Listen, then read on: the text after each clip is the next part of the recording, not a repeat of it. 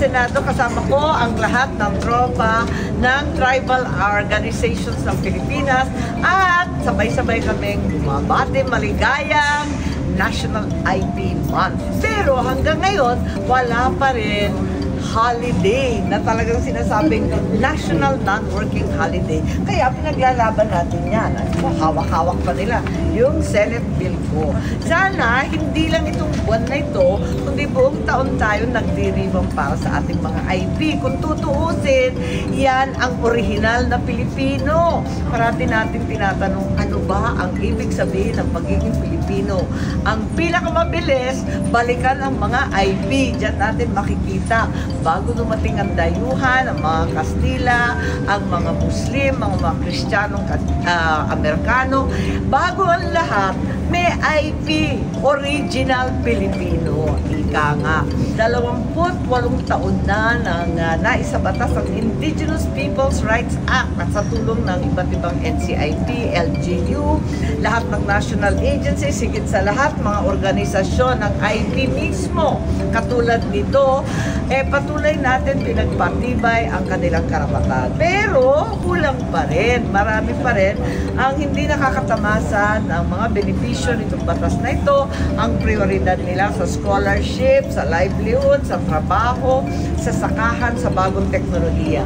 Kaya dapat, kailangan talaga na itulak natin ang tinatawag nating IP na para sa akin OP rin dahil original Pinoy. Mabuhay ang ating mga katutubo. Happy National Indigenous Peoples Month.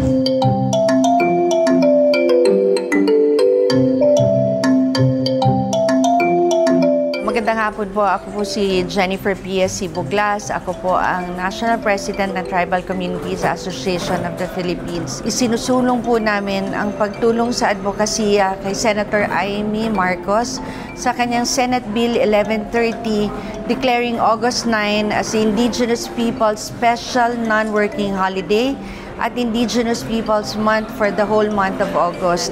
Alam natin na lagi po kaming napag-iiwanan, lalong-lalo na po sa pag-uusapan na po ang pagkilala. Ang ating mga kapatid na Kristiyano, ang ating kapatid na Muslim, marami pong holidays, non-working holidays dito sa ating bansa. Ngunit kahit iisa po para po sa mga katutubong Pilipino ay wala po talaga para sa amin. Kaya po kami nagpapasalamat kay Senator Amy Marcos. Siya po ang aming solusyon. So thank you, Senator Amy, sa inyong panukala.